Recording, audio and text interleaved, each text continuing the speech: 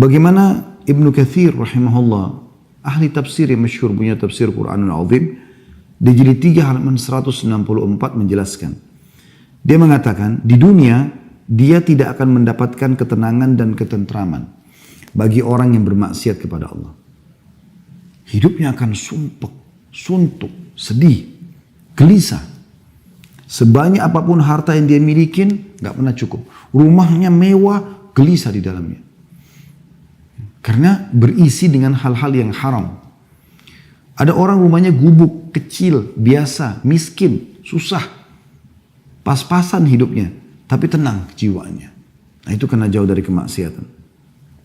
Kata beliau, di dunia, orang-orang yang bermaksiat, dia tidak akan mendapatkan ketenangan dan ketentraman. Hatinya gelisah yang diakibatkan kesesatannya. Meskipun zahirnya yang kelihatan nampaknya begitu enak. Bisa mengenakan pakaian yang ia kehendaki, bisa mengkonsumsi jenis makanan apa saja yang dia inginkan, bisa tinggal di mana saja yang ia kehendaki. Ini perkataan Ibnu Katsir rahimahullah ya. Selama ia belum sampai pada keyakinan dan petunjuk, maka hatinya akan senantiasa gelisah, bingung, ragu, dan masih terus saja ragu. Inilah bagian dari kehidupan yang sempit. Subhanallah, orang yang melakukan perzinahan misalnya. Walaupun dia masuk ke dalam hotel bintang 5, dia akan berzina dengan seorang pasangan yang sempurna secara fisik. Laki-lakinya tampan, putih, kaya, pinter. Perempuannya juga begitu, cantik, tinggi, putih, segala macam. Ya. Nah, tetap saja pada saat mereka mau melakukan, mereka punya rasa ketakutan. Dan pada saat mereka sudah melakukannya pun, tidak ada ketentraman jiwa. Ada sesuatu yang sumpek. Ketakutan, ada beban pikiran. Tidur mimpinya buruk. Dan akan sangat beda sekali dengan orang yang melakukan dengan pasangan halalnya, suami istri. Mereka akan tenang secara kejiwaan. Orang juga semua tahu mereka dalam kamar melakukan biologis. Ke hotel pun mereka tidak pernah ragu karena jelas statusnya, jelas pasangan halal suami istri. Maka biologis pun setelah biologis itu tenang. Terlihat wajahnya berseri-seri. Berbeda. Halal sama haram beda. Kata beliau, alangkah seringnya kita melihat dan mendengar berita tentang orang-orang yang memiliki harta yang sangat banyak.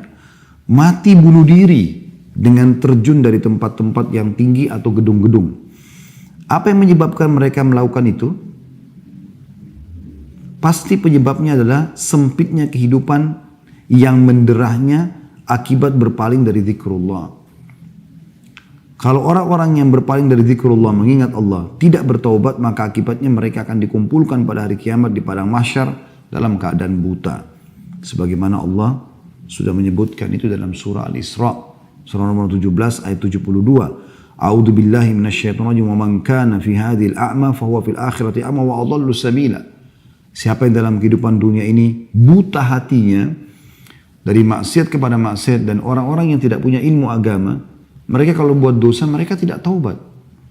Mereka sudah berzina, mereka sudah mencuri, mereka sudah membunuh, lalu mereka tidak tahu harus kemana arahnya. Besoknya diulangi lagi, berzina lagi, ke diskotik lagi, mabuk-mabukan lagi. Tambah sumpek di atas sumpek. Dan akhirnya membuat dia menutup hidupnya dengan bunuh diri. Berapa banyak orang, aktor-aktor yang sudah terkenal, sudah sampai pada tingkat ya,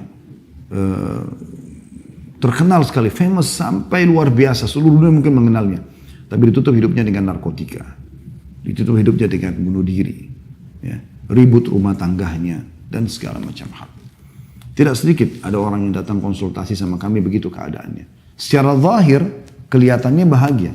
Karena selalu di medsos itu tampil mesra sama pasangannya, expose ini, expose. Tapi di dalam tidak seperti itu. Mereka ada yang banyak datang kepada kami berbicara dan ternyata tidak seperti itu keadaannya. Tidak seperti apa yang diperlihatkan di depan umum. Dan itu yang terjadi. Oleh karena itu teman-teman sekalian, kita harus benar-benar memikirkan masalah ini. Kalau ternyata penyebab dan akibat daripada maksiat ini besar sekali. Ya, besar sekali akibatnya. Baik, kita coba teman-teman sekalian lebih dalam lagi untuk mempelajari kira-kira efek-efek apa yang didatangkan dari kemaksiatan itu. Seperti apa sih kira-kira? Yang pertama sekali yang bisa datang, ya, yaitu dia akan mendatangkan kemurkaan Allah Subhanahu wa Ta'ala. Dan murka Allah ini berbahaya sekali. Karena kalau sudah Allah pencipta langit dan bumi ini murka, pemilik jasad Anda murka dengan Anda, ini bahaya sekali. Segala macam ancaman bisa datang kepada Anda. Tadi biar kita pakai baju bagus, biar rumah kita bagus, di apartemen mewah, punya mobil mewah, pekerjaan banyak, titel dan jabatan menumpuk. Tetap sumpah. Tetap sedih. Karena sebenarnya dia sedang melakukan sesuatu yang merusak hubungan dia dengan Sang Pencipta langit dan bumi. Karena kita kalau sedang punya nikmat teman-teman sekalian, lagi makan enak, lagi berpakaian, lagi segala macam enak, yang ciptakan kita Allah, yang ciptakan nikmat itu Allah, yang bisa mempertahankannya hanya Allah. Kalau kita sedang sedih dan punya masalah, maka yang ciptakan kita Allah, yang ciptakan masalah itu Allah, yang bisa menghilangkannya juga hanya Allah. Itu yang sering Anda dengar mungkin, Qul inna salati wa nusuki wa mahyaya wa mamati lillahi rabbil alamin. Katakan hai Muhammad dan ajarkan kepada umatmu. Salatku, ya, Qul inna salati wa nusuki, sembelihanku, ya, ibadahku, wa mahyaya, kehidupanku, wa mamati, dan hidup matiku lillahi rabbil alamin, itu Tuhan alam semesta. Itu konsep dasarnya seorang muslim. Anda kalau punya masalah teman-teman sama siapapun, yang paling pertama Anda jadikan bahan muhasabah adalah bagaimana Anda bermuhasabah, introspeksi diri, hubungan Anda dengan Allah Subhanahu wa Ta'ala. Nggak usah repot teman-teman, sibuk mengkanter, ini orang fitnah saya, ini orang gibah saya, nggak ada gunanya. Usaha saya bangkrut karena sebab ini, sebab itu hanya sebab-sebab agar ada cerita di tengah manusia. Sebenarnya inti permasalahan yang Anda belum paham. Anda sedang membuka pintu kemurkaan Allah yang di langit. Sehingga Allah mendatangkan sebab permasalahan itu muncul semuanya. Perhatikan hadisnya riwayat Imam Ahmad. Kata baginda Nabi SAW, Allah berfirman dalam hadis Qudsi, Aku Allah, tidak ada Tuhan selain aku. Jika aku ditaati, aku ridho. Dan jika aku ridho, maka aku akan memberi berkah. Dan keberkahanku tidak ada akhirnya. Jadi kalau aku sudah ridho, kata Allah SWT, aku akan berikan apa saja. Termasuk kebahagiaan, ketentraman, kecukupan, segala macam. Tapi jika manusia maksiat kepadaku, berbuat dosa kepadaku, melanggar, aku murka. Dan jika aku murka, aku akan melaknatnya. Dan laknatku akan sampai pada 7 turunannya. Artinya akan turun kepada orang-orang ini. Bahaya sekali. Ya. Dan ini poin yang harus digarisbawahi teman-teman. Cukup kemurkaan Allah Subhanahu wa Ta'ala ini datang kepada kita, ini bahaya sekali. Maksiat kepada Allah juga ini bisa menghalangi Anda dari ilmu. Ide-ide yang bagus, yang brilian gitu. Dinukil dalam sebuah kisah Imam Syafi'i rahimahullah berkata, beliau sering kalau dikasih hafalan oleh gurunya Imam Waqi, hafal lupa, hafal lupa. Maka dia bilang dalam syairnya yang masyhur, syaqautu ila Waqi'i su'a hifdhi. Aku keluhkan kepada Imam Waqi tentang buruknya hafalanku. Fa akhbarani bi anna Fa'arsyadani ila tarki ma'asi. Maka dia memerintahkanku untuk meninggalkan dosa-dosa. Wa akhbarani bi anna ilma nurun. Dan dia menyampaikan kepadaku bahwasanya ilmu itu adalah cahaya. Ya. Wa nurullahi la yu'ta li'asi. Dan cahaya Allah tidak akan diberikan kepada orang yang bermaksiat. Oleh karena itu teman-teman sekalian, maksiat Anda lakukan ini akan menghalangi Anda dari ilmu agama, memahami ilmu agama. Dan ini adalah panduan hidup Anda. Ilmu agama ini seperti bodyguard. Karena Anda mau makan, mau minum, mau bergaul, mau bekerja, ilmu agama akan datang seperti bodyguard. Ini boleh, ini nggak boleh. Ini nggak bisa Anda fahamin karena buat maksiat. Hilang panduan hidup itu. Begitu juga Anda tidak punya ide-ide lagi untuk bisa ya, mengembangkan usaha apa. Susah. karena kemaksiatan yang sedang terjadi. Sebaliknya orang-orang yang taat, orang yang beriman itu akan lebih mudah bagi dia. Yang ketiga, akan terhalangi dari rezeki yang Allah berikan. Disebutkan dalam sebuah hadis riwayat Ahmad, kata baginda Nabi SAW, sesungguhnya seseorang akan diharamkan dari rezekinya sebab perbuatan dosa yang ia lakukan. Jadi ada rezeki-rezeki yang harusnya sampai kepada Anda, tapi kan Anda bermaksiat maka tidak dapat. Ya. Ini satu kerugian yang luar biasa. Kemudian yang keempat teman-teman sekalian, tadi itu yang ketiga ya. Pelaku-pelaku maksiat ini akan dijauhi oleh manusia. Misalnya orang khianat, pendusta, ya, orang yang suka fitnah, adu domba. Ini semua teman-teman akan dijauhi oleh manusia. Nggak ada orang yang suka sama dia. Dan ini masalah lain dalam hidupnya dia. Dan ini juga akan membuat orang sumpek, sedih. Karena memang tidak ada orang yang mau berteman sama dia. Yang kelima, nampak di ronah wajahnya itu tanda-tanda perbuatannya. Dikatakan oleh Ibnu Abbas radhiyallahu anhuma, sesungguhnya perbuatan maksiat itu meninggalkan bekas hitam di wajah, noda hitam dalam hati, ya, lemah pada fisik, sempit dalam rezeki, dan kebencian dalam hati manusia. Ini kata sahabat Nabi Ibnu Abbas radhiyallahu anhuma. Jadi ini semua rangkumannya sumpek, sedih, ya. Saya ulangi kata beliau, sesungguhnya perbuatan maksiat meninggalkan bekas hitam di wajah. Entah seperti apa. Tapi orang kalau lihat kayak nggak ada cahaya wajah itu. Ada mungkin orang miskin, hidupnya susah, tapi karena selalu taat kepada Allah, wajahnya bercahaya.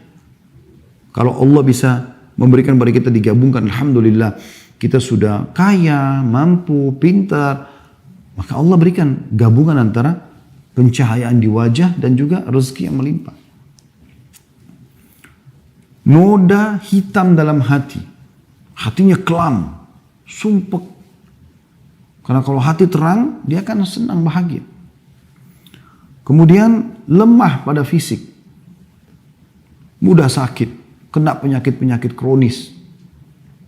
Kita temukan, Masya Allah, orang-orang yang saleh dan salihah jauh dari semua ini. Bahkan kita temukan hidupnya husnul khatimah, meninggal masih dalam keadaan sehat, umur 70 tahun, 80 tahun, dalam keadaan sujud, baca Quran, lagi sholat Jumat, meninggal dunia. Beda dengan ahli maksiat ini, meninggal dalam keadaan tabrakan, narkotika, ya, di penjara dan segala macam hal. Kemudian sempit dalam rezeki.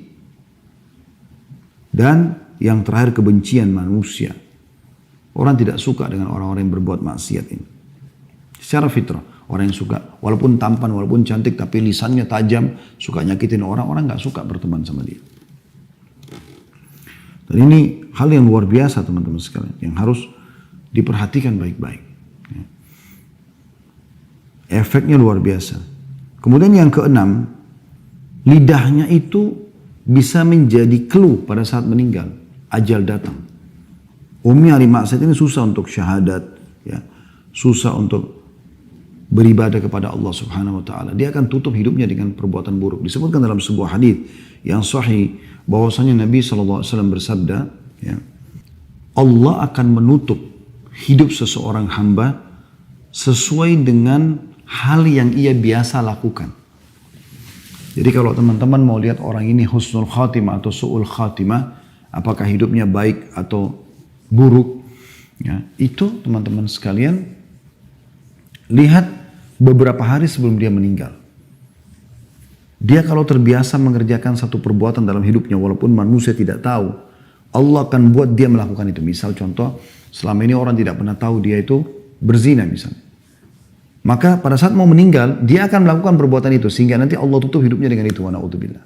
Atau khamr, atau mencuri, atau riba, atau apa saja. Dan sebaliknya orang-orang yang terbiasa dengan perbuatan amal soleh, Allah akan tutup hidupnya beberapa hari sebelum dia meninggal dengan maksimal mengerjakan ibadah itu. Misalnya dia biasa baca Quran, biasa sholat malam, biasa sholat duha, biasa sholat di masjid. Nanti Allah tutup hidupnya dengan itu. Dan ini bahaya sekali.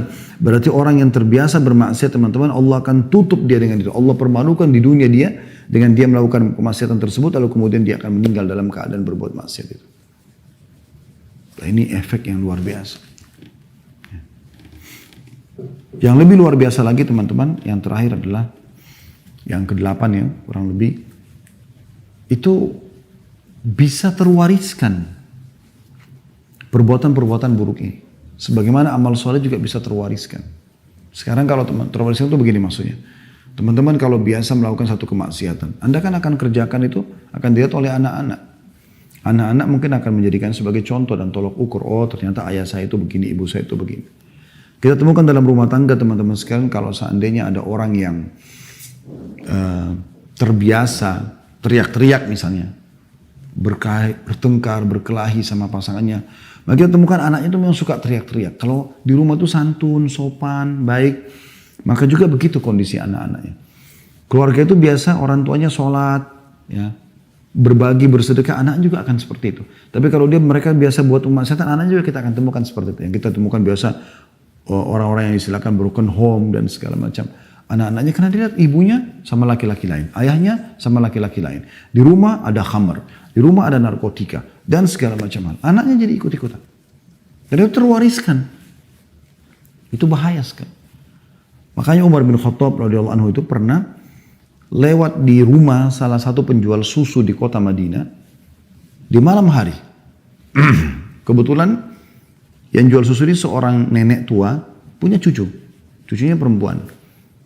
Kemudian dia mengatakan pada cucunya, susu sekarang ini mulai banyak saingan yang menjual dan kita perlu menambah dengan air, campur dengan air supaya kita juga bisa dapat keuntungan. Kata cucunya, perempuan juga cucunya mengatakan kepada neneknya, kalau Umar tahu, Umar akan marah dengan kita. Sebenarnya Umar bin Khattab radhiyallahu anhu lagi ada di dekat dinding rumah mereka. Ya. Dia sedang mendengar itu. Tapi mereka berdua ini tidak tahu kalau Umar bin Khattab ada di situ. Maka kata neneknya, Umar nggak ada, Umar nggak dengar. Kata si anak perempuan tersebut dengan penuh keyakinan. Sambil menangis dia mengatakan, kalau Umar tidak tahu bagaimana dengan Tuhannya Umar. Saya takut nenek. Maka dia pun menangis terisak-isak. Apa yang terjadi? Dengan tangisan si anak perempuan, cucu perempuan tadi ini, Umar bin Khattab pulang ke rumahnya, bangunkan anak-anak laki-lakinya, lalu menawarkan siapa yang mau menikah dengan cucunya penjual susu. Pada waktu itu Umar bin Khattab khalifah. Anaknya semua ini ada anak-anak raja.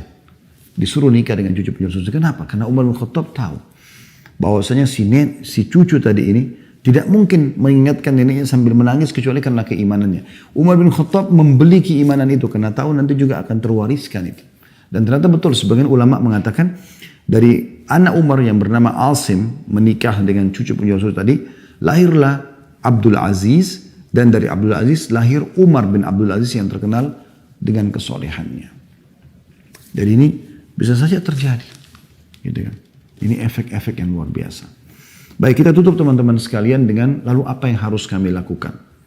Yang pertama, jauhi semua kemaksiatan teman-teman. Apapun alasannya semaksimal mungkin. Mulai sekarang jangan lagi berbuat dosa-dosa dan Anda pribadi lebih mengerti dosa apa yang sedang Anda lakukan. Anda lebih tahu. Jadikan bahan muhasabah.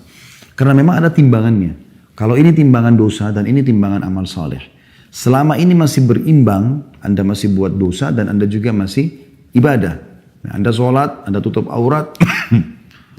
Tapi Anda juga, teman-teman sekalian, masih berzina, masih khamar dan seterusnya. Maka tidak akan ada kenikmatan dalam ibadah ini. Nggak ada kehusyuan dalam sholat, tidak ada kenikmatan ibadah. Gitu loh. Ini poin yang harus digarisbawahin. Ya. Kapan ini ada kenikmatannya? Kalau dia naik rate-nya dan maksiat ini turun. Dengan cara Anda tutup, kunci. Nanti Anda akan rasakan kalau Anda tutup pintu dosa. Anda lebih tahu dosa masing-masing. Anda coba muhasabah. Apa yang Anda lakukan pelanggaran dalam keseharian. Coba tutup. Seminggu, sebulan, berhentikan. Caranya baca ancaman Allah di dosa itu. Ketik di Google ancaman zina, ancaman riba, ancaman ini. Supaya Anda tinggalkan. Nanti ini kalau terkunci, Anda lakukan ibadah yang biasa saja. Sholat 5 waktu, sholat duha, zikir pagi petang, baca beberapa ayat Al-Quran, silaturahim keluarga yang sudah biasa. Ini akan naik nanti, naik. Nanti Anda akan rasakan kehusyuan yang luar biasa. yang Anda tidak rasakan sebelumnya. Kan begitu. Jadi tinggalkan semua maksiat. Karena maksiat itu untuk dipelajari dan ditinggalkan. Kalau Anda pernah lakukan dulu, bertaubat kepada Allah. Taubat itu adalah tiket VIP untuk menuju kepada surga Allah SWT dan juga mengembalikan semua fasilitas di dunia. Karena dengan taubat, berarti dimaafkan kesalahan kita, rezeki akan datang kepada kita di dunia dan di akhirat kita akan selamat masuk surga insya Allah. Yang kedua teman-teman sekalian, jadikan sebagai bahan introspeksi diri. Selain jauhkan maksiat. Kalaupun sampai sudah terjadi sumpek dan sedih itu, jadikan bahan muhasabah. Kalau Anda punya kesalahan, taubat kepada Allah. Kalau Anda tidak salah dan ternyata ada gunjingan, ada fitnah yang datang, maka itu murni cobaan dari Allah. Anda bersabar. Aisyah radhiyallahu anha ummul mukminin difitnah berzina sama Safwan, padahal beliau tidak kerjakan. Tapi itu hanya akan menambah kemuliaan bagi dia. Karena kadang-kadang untuk pindah ke satu level, Allah datangkan ujian kepada Anda. Kata sebagian ulama, ada sebagian hamba Allah, ini perumpamaan, yang dia akan disampaikan oleh Allah di derajat yang sangat tinggi di surga. Yang dia tidak bisa jangkau kecuali dengan 100 tahun sholat malam, 100 tahun sholat duha, 100 tahun sedekah, 100 tahun bakti sama orang tua. Tapi umur dia hanya 60 tahun. Umur dia hanya 60 tahun. Maka Allah datangkan ujian buat dia. Dia difitnah, bangkrut usaha, kena penyakit 10 tahun. Untuk mencapai derajat tersebut. Karena dengan amal sholat dia tidak cukup. Kalau dia tidak ada buat kesalahan. Kalau dia buat kesalahan, ya sudah introspeksi diri. Tutupin aib itu, bertobat kepada Allah, kembali kepada Allah SWT. Jadi poin pertama, tinggalkan semua maksiat semaksimal mungkin. Kalau Anda bisa lakukan, sudah selesai. Alhamdulillah. Tapi kalau sudah terlanjur terjadi, tahap kedua adalah bagaimana Anda introspeksi diri. Kalau dari diri Anda, segera taubat kepada Allah. Kemudian kalau bukan dari Anda, murni cobaan, maka bersabar. Yang ketiga, dan ini yang tidak kalah penting teman-teman sekalian, sering ucapkan doa-doa. Ada beberapa doa. Ya. Yang pertama sekali adalah saya ingin sebutkan hadis Nabi SAW. Dan ini disebutkan kalau Rasulullah SAW sedang merasa ada penderitaan, ada kesusahan, maka beliau membaca ini. Dalam hadis dikatakan dari Ibnu Abbas radhiyallahu anhuma bahwasanya Nabi SAW berdoa ketika kesusahan, misalnya pasukan perang, beliau berharap bisa menang, gitu kan. Ada masalah-masalah peceklik yang sedang datang, musim panas. Maka Nabi SAW baca, La ilaha illallahul azimul halim. Ya, kalau sempat tulis, Alhamdulillah. Kalau enggak, maka mungkin bisa didengarkan, semoga bisa dihafal. La ilaha illallahul azimul halim. Artinya, tidak ada Tuhan yang berhak disembah kecuali Engkau ya Allah. Al-azim yang maha agung, al-halim. Ini adalah yang maha bijaksana, lembut. La ilaha illallah rabbul arshil azim. Ini potongan keduanya. Tidak ada Tuhan yang berhak disembah kecuali Allah, pemilik singgasana yang agung. Potongan ketiga, la ilaha illallah rabbus samawati wa rabbul ardi wa rabbul arshil karim. La ilaha illallah, tidak ada Tuhan yang berhak disembah kecuali Allah, rabbus samawati wal ard. Tuhan pemilik langit dan pemilik bumi. Wa rabbul arshil karim, pemilik singgasana yang agung. Jadi saya ulangi, la ilaha illallahul halimul, la ilaha illallahul azimul halim. Azim agung, halim itu sabar, penyayang dan seterusnya bisa bermakna itu. Kemudian la ilaha illallah rabbul arshil azim. Tidak ada Tuhan yang berhak disembah kecuali Allah, pemilik singgasana yang agung. La ilaha illallah, tidak ada Tuhan yang berhak disembah kecuali Allah. Rabbus samawati wa rabbul ard, Tuhannya langit dan Tuhannya bumi. Wa rabbul arshil karim, dan pemilik singgasana yang mulia. Ini diriwayatkan oleh Bukhari Muslim. Jadi Nabi SAW sering ucapkan itu kalau beliau merasa ada sesuatu yang mengganjal. Kemudian dalam hadis yang lain disebutkan dari Abu Bakar radhiyallahu anhu, beliau mengatakan bahwasanya Rasulullah SAW mengajarkan tentang doa resah, doa sedih, gundah, yaitu membaca Allahumma rahmataka arju fala takilni ila nafsi tarfata ain aslih li sya'ni kullahu la ilaha illa ant. Artinya Allahumma rahmataka arju, ya Allah rahmatmu lah yang aku harapkan, Fala takilni ila nafsi tarfata'in. Maka jangan pernah engkau sandarkan keputusanku pada diriku sekejap mata. Jadi biarkan engkau yang memutuskan semua ya Allah. Aslih li sya'ni kullah. Perbaikan semua urusanku. La ilaha illa ant. Tiada Tuhan yang berhak disembah kecuali engkau. Hadis ini sahih diriwayatkan oleh Abu Daud dan dihasankan oleh Syekh Albani. Juga dalam riwayat yang lain, riwayat yang dihasankan oleh Albani, diriwayatkan oleh Tirmidzi, yaitu dari Anas bin Malik radhiyallahu anhu bahwasanya Nabi SAW jika disusahkan sebuah perkara, beliau membaca ya Hayyu ya Qayyum birahmatika astaghits. Wahai zat yang maha hidup dan terus menerus mengurus makhluknya. Ya Hayyu ya Qayyum birahmatika astaghits. Dengan rahmatmu lah aku memohon pertolongan. Kemudian dalam hadis yang lain, ini beberapa jenis doanya ya. Ini kurang lebih doa yang keempat. Dalam hadis riwayat Abu Daud dan dihasankan oleh Syekh Albani dari Asma binti Umais radhiyallahu anha, beliau berkata bahwasanya Rasulullah SAW bersabda kepada dia, maukah aku ajarkan kepadamu beberapa bacaan yang kalau kau baca ketika kamu susah, maka dia mengatakan iya. Maka kata Nabi SAW, bacalah Allahu Rabbi la usyriku bihi syai'a. Allahu Rabbi, Allah adalah Tuhanku. Dua kali Allah yang disebutkan. La usyriku bihi syai'an, aku tidak menyekutukan sesuatu dengannya. Dalam sebuah riwayat dikatakan, man asabahu hammun au ghammun au saqamun au shiddah faqal, siapa yang tertimpa resah, gundah, sakit, kesulitan, kesempitan, lalu dia mengucapkan Allahu Rabbi la syarikalah. Allah Tuhanku, tidak ada sekutu bersamanya, kecuali pasti Allah akan angkat darinya. Hadis ini riwayat Tabarani dan disahihkan oleh Syekh Albani. Ya, jadi kita baca ringkas kan, Allah Rabbi la syarikalah. Udah kita ulangi zikir itu. Maka ini akan menjadi penyebab diangkatnya permasalahan kita. Dalam hadis yang lain juga kata Nabi SAW dari Abdullah bin Mas'ud radhiyallahu anhu, tiada sesuatu kegundahan dan kesedihan, sumpek, gelisah yang menimpa seseorang lalu dia membaca Allahumma inni abduka, ya Allah sungguhnya aku adalah hambamu, wabni abdika, dan anak hambamu laki-laki, wabni amatika, dan anak hambamu perempuan, maksudnya ayahku adalah hambamu, ibuku juga adalah hambamu, nasiyati biyadik, ubun-ubunku, ini bagian tengah kepala, di tanganmu,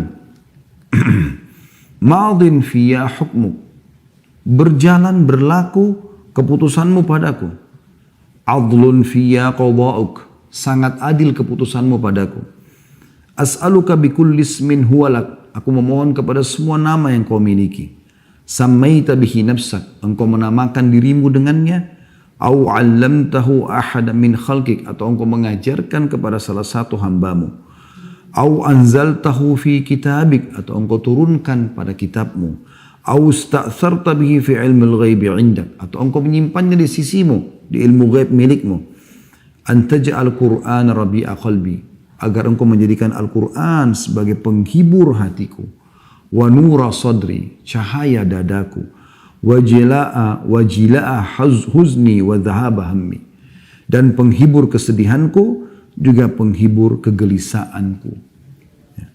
Kata Nabi SAW, siapa yang membaca ini maka Allah akan mengganti kesedihannya menjadi kesenangan. Allah akan ganti kesedihannya menjadi kesenangan. Jadi ini wasiat Nabi SAW. Memang sedikit panjang, tapi ini kalau anda hafal insya Allah dan anda amalkan, dijamin ya, oleh Nabi SAW akan mendapatkan jalan keluar. Begitu juga teman-teman sekalian dengan doa Zannun. Disebutkan dalam Zannun ini Nabi Yunus ya.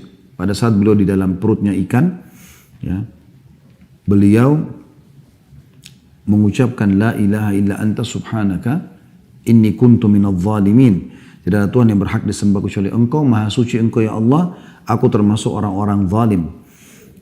Ada sebuah riwayat, gitu kan, disebutkan oleh Sa'ad radhiyallahu anhu, beliau mengatakan, kami pernah duduk-duduk bersama Nabi Muhammad sallallahu alaihi wasallam, lalu beliau bersabda, maukah aku beritahukan kepada kalian sesuatu jika salah satu dari kalian didatangi kesusahan, musibah dari musibah-musibah dunia, ia berdoa dengannya niscaya akan dilepaskan darinya, akan selesai permasalahannya.